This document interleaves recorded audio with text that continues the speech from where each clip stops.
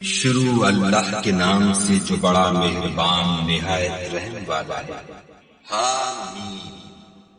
یہ کتاب خدائے غالب اور حکمت والے کی طرف سے نازل ہوئی۔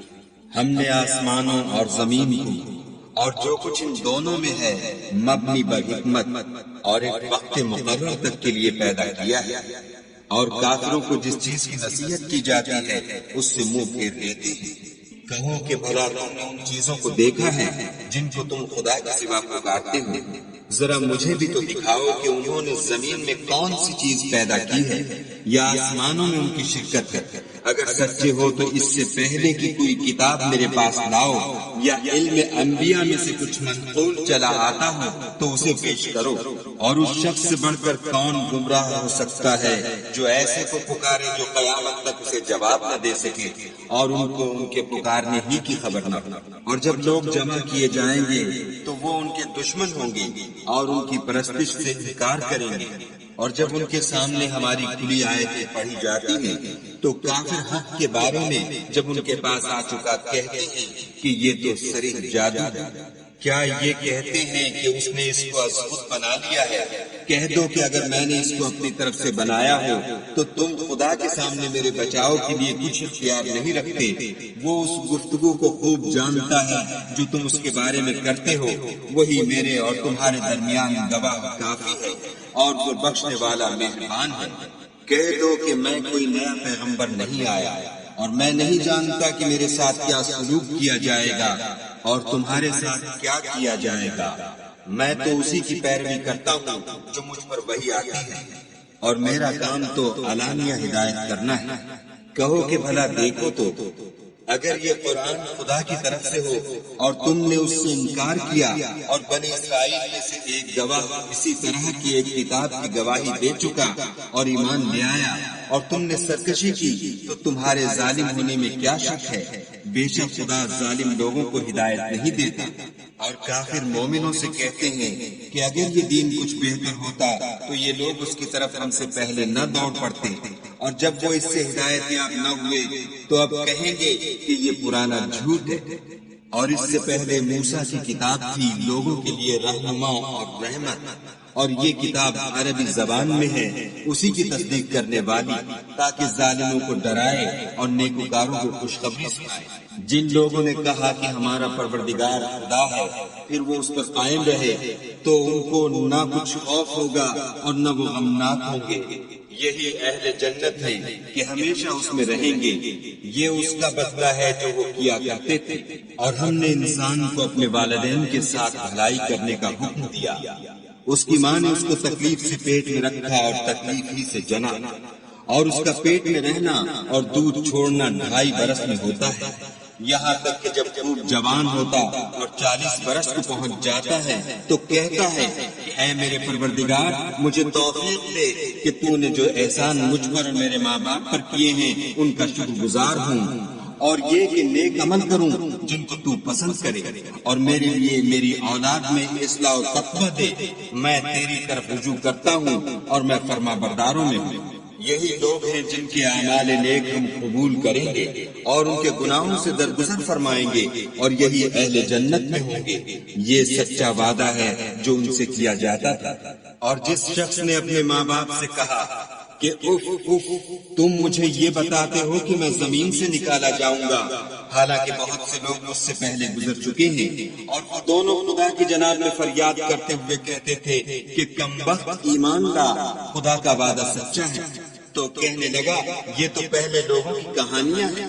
یہی وہ لوگ ہیں جن کے بارے میں جنوں اور انسانوں کی دوسری امتوں میں سے جو ان سے پہلے گزر چکی عذاب کا وعدہ تحقیق ہو گیا، بے شک وہ نقصان اٹھانے والے تھے۔ اور لوگوں نے جیسے کام کیے ہوں گے ان کے مطابق سب کے درجے ہوں گے۔ غرض یہ ہے کہ ان کو ان کے اعمال کا پورا بدلہ دے اور ان کا نقصان نہ کیا جائے۔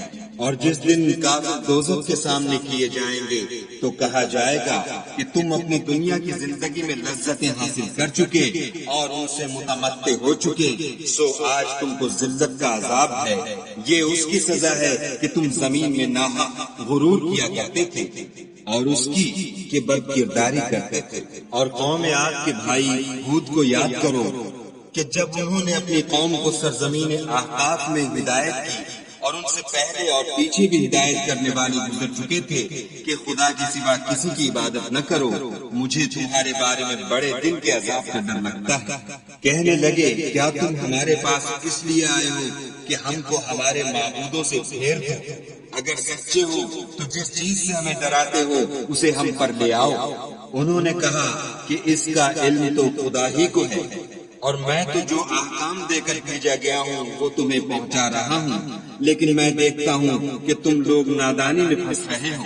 پھر جب انہوں نے اس عذاب کو دیکھا کہ بادل کی صورت میں ان کے میدانوں کی طرف آ رہا ہے تو کہنے لگے یہ تو بادل ہے جو ہم پر برس کر رہے گا، نہیں بلکہ یہ وہ چیز ہے جس کے لیے تم جلدی کرتے تھے، یعنی آندھی جس میں درد دینے والا عذاب بھرا ہوا ہے۔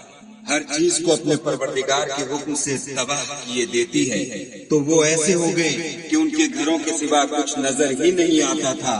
گناہگار لوگوں کو ہم اسی طرح سزا دیا کرتے ہیں، اور ہم نے ان کو ایسے مقدور دیے تھے جو تم لوگوں کو نہیں دیے، اور انہیں کان اور آنکھیں اور دل دیے تھے، تو جبکہ وہ خدا کی آیتوں سے انکار کرتے تھے تو نہ تو ان کے کان ہی ان کے کچھ کام آ سکے اور نہ آنکھیں اور نہ دل، اور جس چیز سے استہزاء کیا کرتے تھے اس نے ان کو آ گھیرا، اور تمہارے ارد گرد کی بستیوں کو ہم نے ہلاک کر دیا اور بار بار اپنی نشانیاں ظاہر کر دیں تاکہ وہ رجوع کریں۔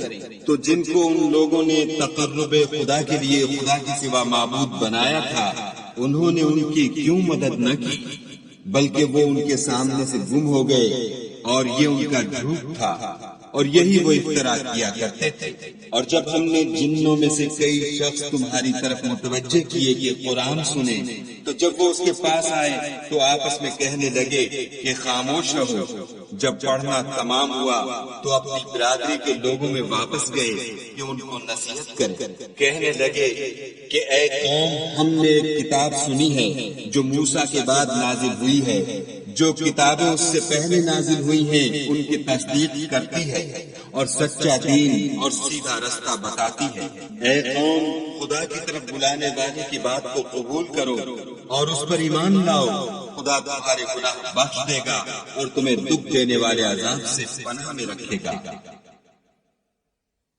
اور جو شخص خدا کی طرف بلانے والے کی بات قبول نہ کرے گا تو وہ زمین میں خدا کو عاجز نہیں کر سکے گا، اور نہ اس کے سوا اس کی حمایتی ہوں گے۔ یہ لوگ صریح گمراہی میں ہیں۔ کیا انہوں نے نہیں سمجھا کہ جس خدا نے آسمانوں اور زمین کو پیدا کیا اور ان کے پیدا کرنے سے تھکا نہیں، وہ اس بات پر بھی قادر ہے کہ مردوں کو زندہ کر دے؟ ہاں، وہ ہر چیز پر قادر ہے۔ اور جس روز انکار کرنے والے آپ کے سامنے کیے جائیں گے، کیا یہ حق نہیں ہے؟ تو کہیں گے کیوں نہیں، ہمارے پروردگار کی قسم حق ہے۔ حکم ہوگا کہ تم جو دنیا میں انکار کیا کرتے تھے اب عذاب کے مزے چکھو۔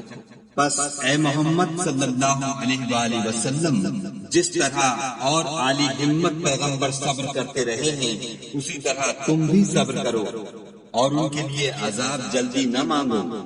جس دن یہ اس چیز کو دیکھیں گے جس کا ان سے وعدہ کیا جاتا ہے تو خیال کریں گے کہ گویا دنیا میں رہے ہی نہ تھے مگر گھڑی بھر دی۔